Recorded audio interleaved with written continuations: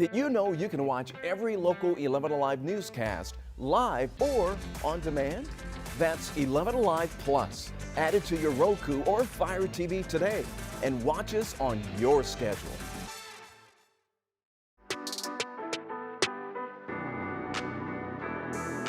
So anyone in the audience who has a question, please don't hesitate to ask them questions as well, because we want to hear from y'all. No such thing as a dumb question. Yeah, There we go. no such thing. Ladies first. There we go.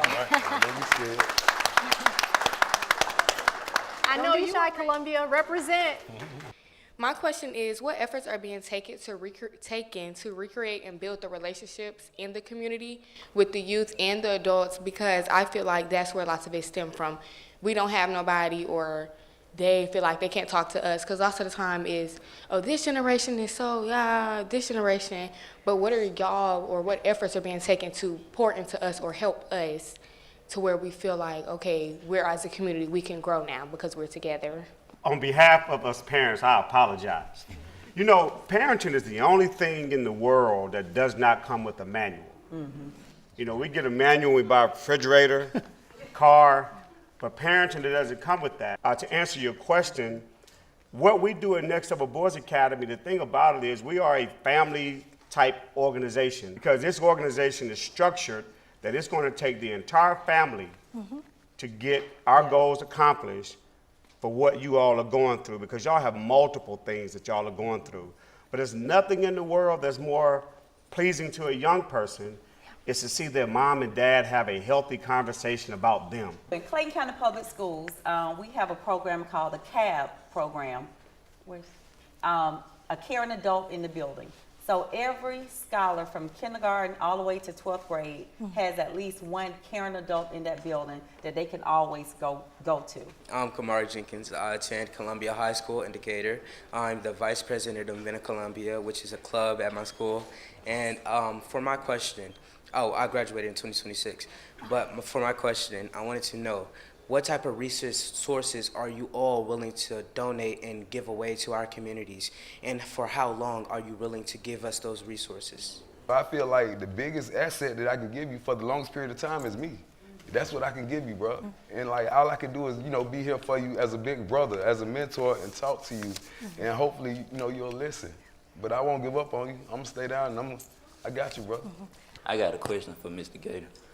I was trying to see if you always had like the confidence to speak and feel like you can put love into people, or did you gain that after you had your incident? It came from my mama, man. She get all the credit for it, man. My mama raised us with love. It's in us, you know. It can't be on you, it got to be in you. My mom, but she definitely raised us that way. When I got shot, it just gave me an opportunity. You know, I met the right people, and it gave me a voice in order to be heard. One of the things that I think that's very important is time. We're going to give you time, and I'm giving you my time. I give my time. My office is one of the things that we do.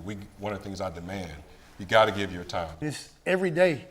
You have to wake up and understand, I got a mission. I got a goal to accomplish. I have a gift. I have a God-given gift. And in order for me to reach my full potential, on a daily basis, I have to work on that gift. Thank you so much for sharing that. When we first came up with the idea to do the Black Youth Town Hall, for me to be a product from Metro Atlanta, I knew it was my responsibility to let the youth know there is a way out and there's always solutions. Last year around this time, I went to Columbia High School to talk to the students, telling them about my career, all my accomplishments and everything, and that you can aim for the stars and be successful. And one student just raised his hand and he said something very honest. He said, "Why should I believe you?" And that's when I knew that the version of me I was presenting to him felt unattainable and it felt unrelatable. And I said, look, I grew up in public housing. I had a mom who worked 2 jobs, right? Minimum wage. But you have to see someone on my end to know what's possible on your end. So I think it's on all of us to do what we need to do to hand back the imagination that the kids need to reach their fullest potential. And for me to listen to Greg Street, like all my years of growing up to intern for him, I knew I made it when I interned with him.